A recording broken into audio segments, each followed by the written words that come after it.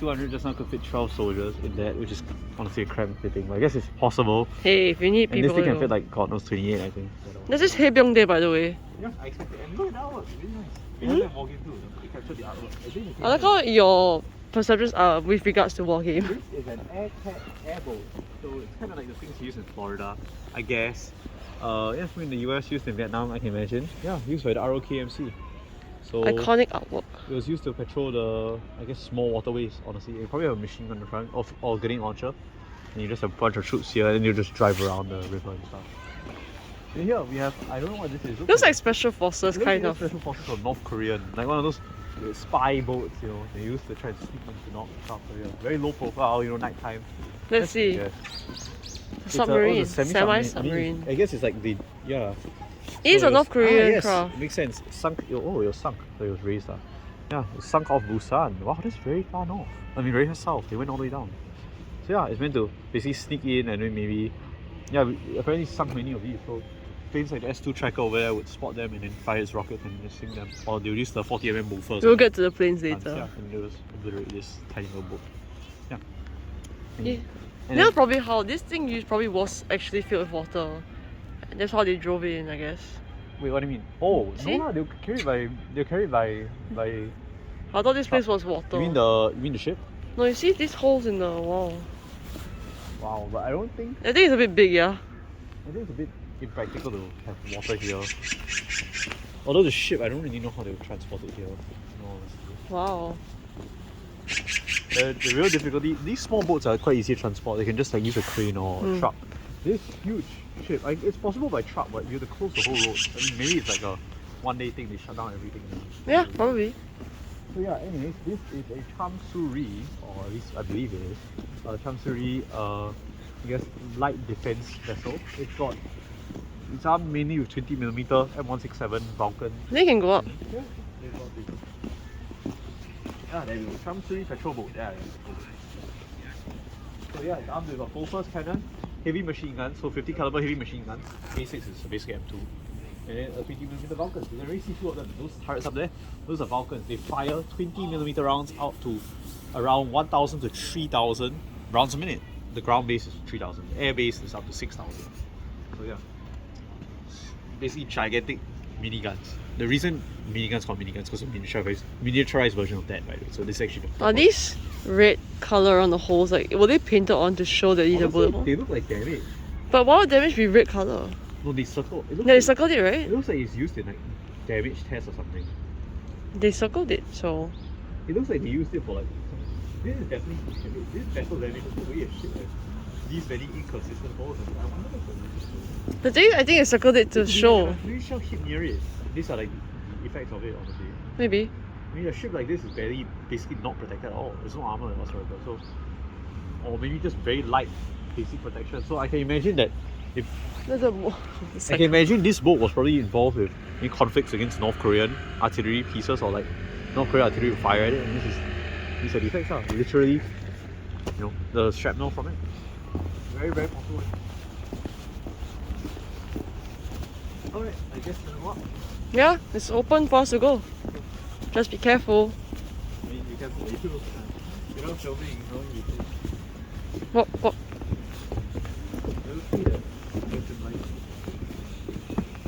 Okay, the box definitely do not run, and it's made of metal, so it's gonna be cold if you hold it.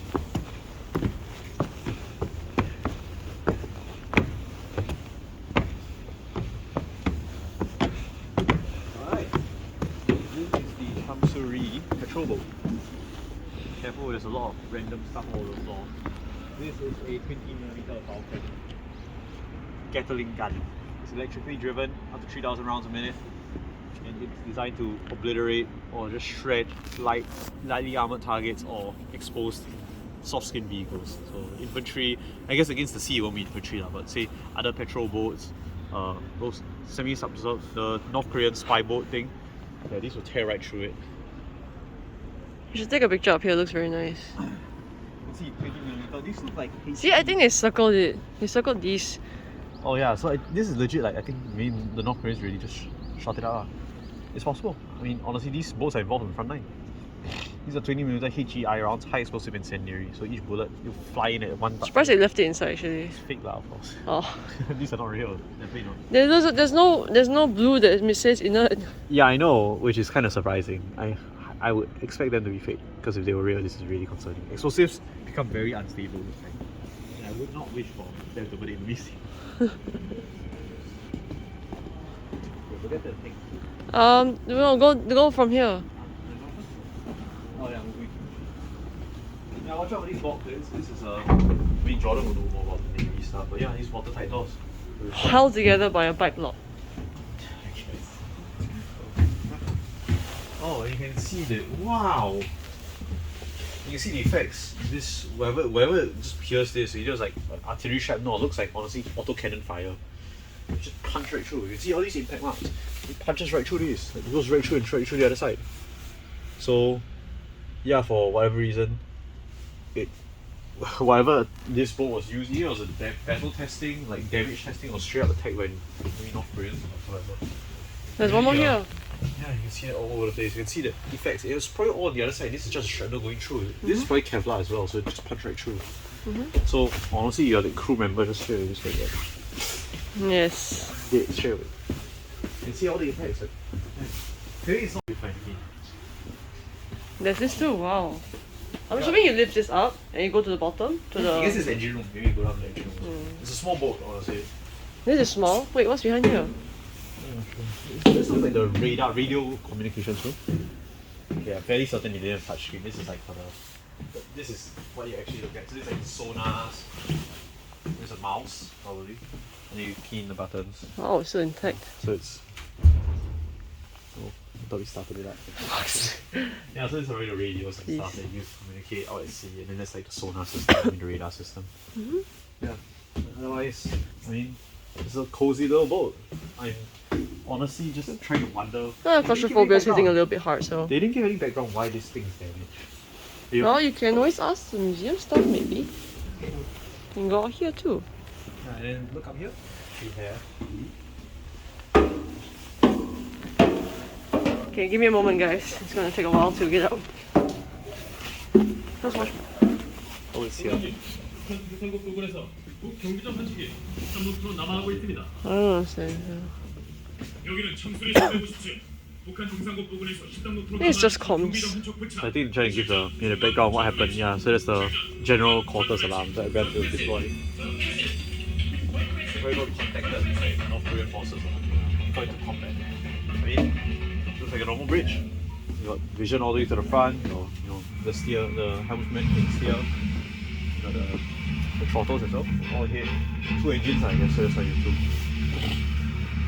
Maybe I started to see something on TV, but it's like TV boat. So. Okay, next. What's for the side?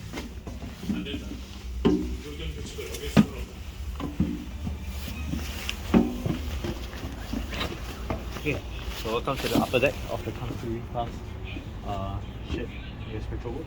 We have another helmsman up here, so I guess if the weather permits, you can even steer from here.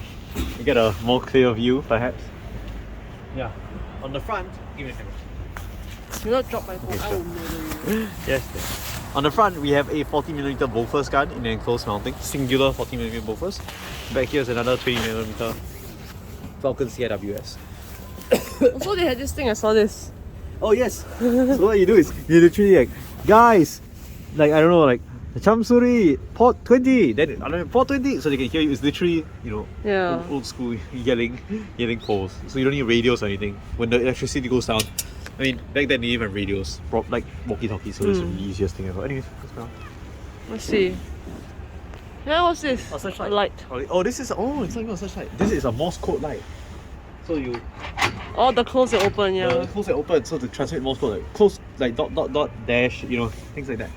Yeah, so that's how you use the guide at sea when it's far away, especially against like say other vessels which are not friendly, perhaps like say North Koreans. You wanna just pass by and be like, what are you doing? Indicate so without having to fire. I mean they got shot on while doing that. So I don't know. You can see it pass right through here. Punch right through. Everywhere actually. Yeah, that's why it's like wow. I really wonder what caused this ship to get damaged. Like this is very interesting. Go. Yeah, all through all the turrets too. Like I hope this is ballistic testing. I'm not sure. You'll never know. I don't never know. I mean, so much to know, right? There are no I feel museum like creators to there's so ask. much to know. Is this a submarine? No. What? Was a gun. Wait, what? How is this? It looks like the kind of thing where it's like you can throw it off the ship, you know, like a detachable Oh. submarine. Oh, it's pretty well mounted, I think. This is the same thing as downstairs. This is a turret. 20mm Vulcan turret. Watch your step. I think it's a gigantic machine gun lah. Okay, watch your step.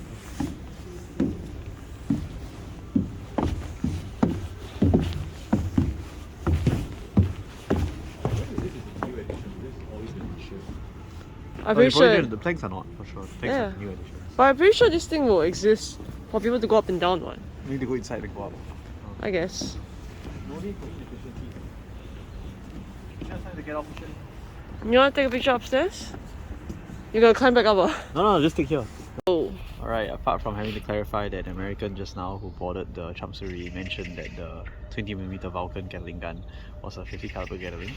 And it's actually a 20mm Gatling, which is even bigger. 50 cal is 12.7, Vulcan 20mm. Well, if he watches this, I guess he'll be 20mm. re-educated, but Yes, I don't it think is. so. On to the artillery section. Okay, We wait, have avoid. here on the front, I believe it's a KM110 8-inch or 203mm self-propelled howitzer. Just careful, don't trip on that. So this type of gun is a really long range. I mean, not long range, but it's a huge barrel. You can tell it's 8-inch. So this is way bigger than the FH2000. Ours is 155. This is 203. This shell weighs like 100 kilos almost, and it takes about 2 men to load. You can see the recoil spray at the back. It's based on this, well, some kind of open air tracked chassis. I'm The not. shovel Yeah, it's a recoil spray. Sorry, or not recoil shovel. spade. Not shovel. I thought it was for clearing the ground. Yeah, so you literally drive out the base. When you want to fire, you lower this in, so you brace for the recoil. Just Oh. rock back a lot. So you have a gunner or layer, sorry, not gunner. No, everyone in the artillery is gunner, sorry. You have layer and probably the assistant layer on the side, and then you have the loaders. People back here will be standing by the round, and like 3, 2, 1, and carry. It's 100 kilos, so it's. You have to carry it. Does it look like it's going to go in? Nah, this thing. Oh, you mean the recoil spade? The recoil spray will be in the ground. Wait, so what are you saying is carrying No, the the round? men where they carry the round. Oh, the round. Yeah, so there's that assisted loading mechanism. What happens is you come down, you load it into the thing, and then you swing up and then you load the gun. Okay, I just want to make sure I'm correct. This looks like a KM107. But this. Aha, correct. It's an M110. The reason I think KM110 is because it was Korean, they add a K. It's like they add a K to everything. What's the shade? I'm not kidding, it's serious. They literally call it the KM110 in the Korean service. So this is probably American, so that's why they call it the M110. Yeah. Sorry, this is not really long range. This is meant for plunging 8-inch fire, so about 16 kilometers. It's a very short barrel, but the later versions, the M110A2, have a much longer barrel, and that can fire way further. It's one of the most accurate pieces until guided munitions came in, actually, in the Cold War arsenal. So yeah, used by the US and also used by the ROKA before, and it was only been retired. Wow, it's retired only in 2008. And this gun started service in like 1960s actually, so that's a long time. I mean, can't kill, but just lots of big artillery shells. Anyways, moving on to here, this is the K9 Thunder. This is the prime pinnacle of South Korean military ingenuity. It is, well, a tracked howitzer from here close, self-propelled, and it mounts a 155mm L/52 caliber gun howitzer. Same gun, well, same length or caliber of gun as used on the FH2000 actually. So, what this brings is a mobile tracked artillery cannon, which is really, I mean, it's really important in Korea in particular because it's very mountainous. You can't expect people to be pushing around guns like that over there, you know, around the mountains. It's extremely tiring. It can be done, but you need an indescribable amount of people. You need something that's tracked, able to move quickly, and of course, it's kind of protected in case North Korea tries something funny, radiation.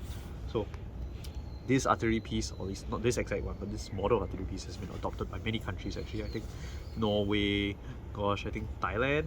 In all honesty, like many nations, okay, I cannot count Finland as well, I think.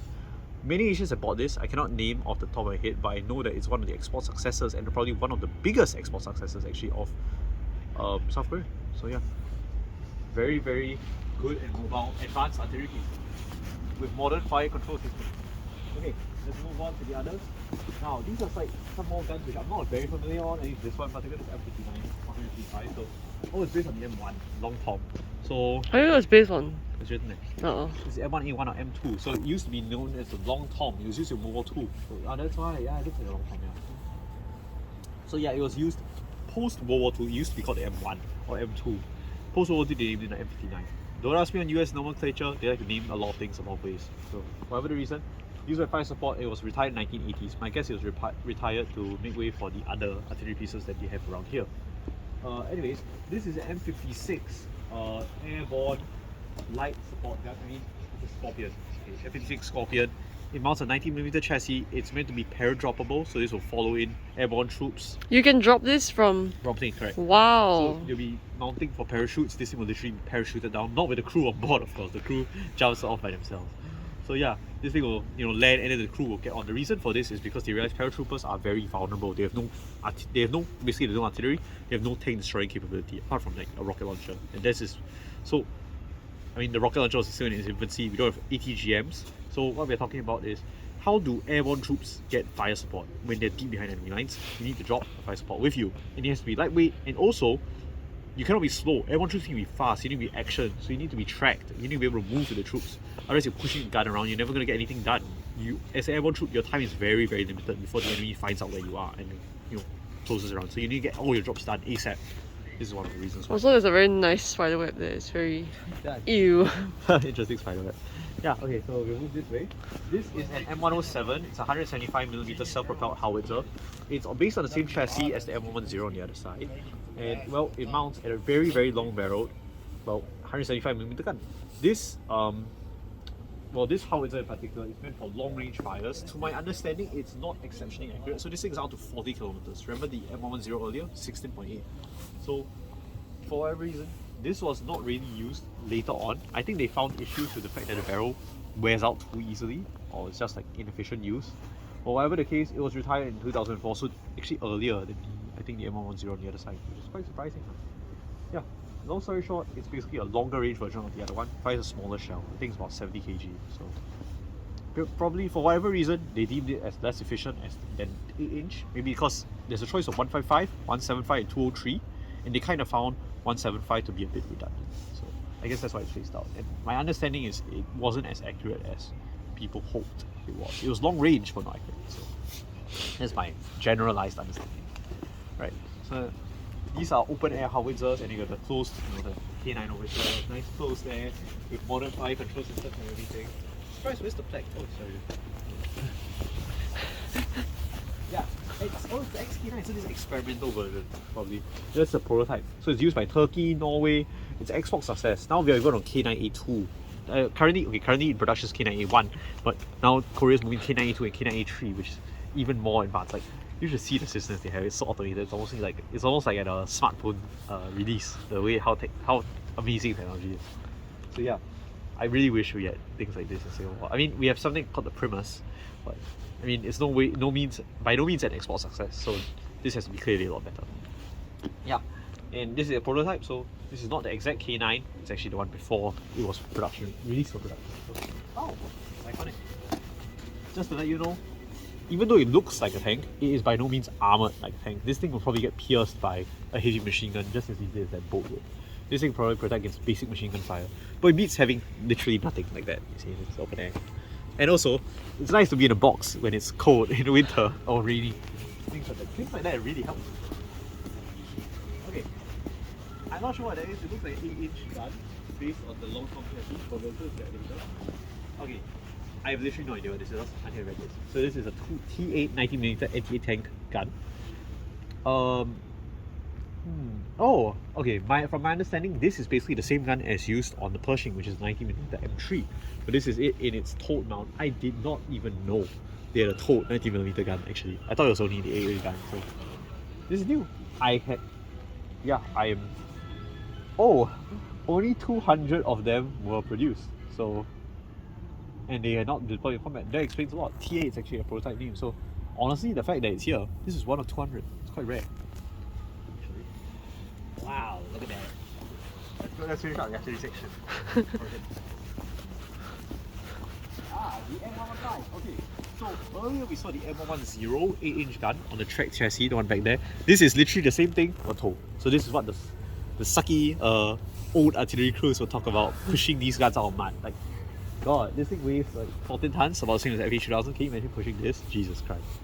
It'll be towed onto a truck lah, but I mean, when it gets stuck, you can imagine the whole group of like 10 people pushing it. Like, oh my God. Yeah, so It's an 8-inch howitzer, basically the same exact gun, 16 caliber. It's the exact same gun as used on the M10 behind there. It's an old gun used from, gosh, probably the 60s. Yeah. So when you're not fortunate enough to be given a tracked one, you get this. So life of artilleryman. Yeah, I mean, if it loads, it fires, it shoots a huge 100 kg plus projectile, about 60 km away, blows shit up. That's artillery for you. Artillery brings dignity to what would otherwise be an ugly brawl. Okay, the artillery section is, oh no, sorry, there is technically one thing that I've not covered, my bad. It's the M167 Vulcan Air Defense System. VADS. Yes, there you go. Vulcan Air Defense System. VAD. Okay. So this is literally the same Vulcan as on the Chamsuri, but on a ground mount. This is meant to shoot. It's got a little radar there, not search radar, it's a tracking radar. So it's completely optically guided. You have a little sight in front, you see what you want to shoot and you just blow it the fuck up. But of course it's obsolete now, it's old, it's basically a gigantic machine gun. It can kill people, of course, but it's inefficient and now you have SAMs, if you want to shoot down planes, it's all easier. Well, I heard that these are still in operation because North Korea still uses shitty propeller planes where this actually could be useful, and there's a lot of talk on bringing these back because of drones and stuff, so you know it's not worth shooting a whole missile at a drone.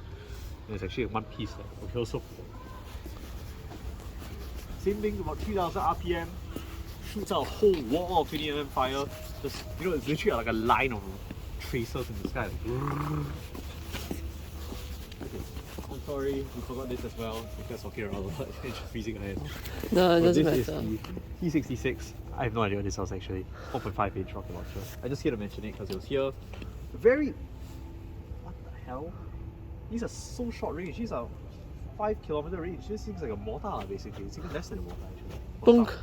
Yeah, it was used in Okinawa and then in Europe as well. It's during the Korean War. It was used to attack. I mean, I can imagine it being a very. Since it's small and compact, you can put this on a truck and just fire it, so it's quite lightweight. I mean, compared to like huge pieces like that, this thing is like compact for the few infantrymen that can deploy this. It delivers all hurt. It's a lot of rockets. The only problem is it's very short range. So, I mean, hopefully the enemy doesn't overrun you when you deploy it. But I can imagine it being useful, I guess, especially in the mountains where you cannot carry heavy equipment anywhere. This is like the bad.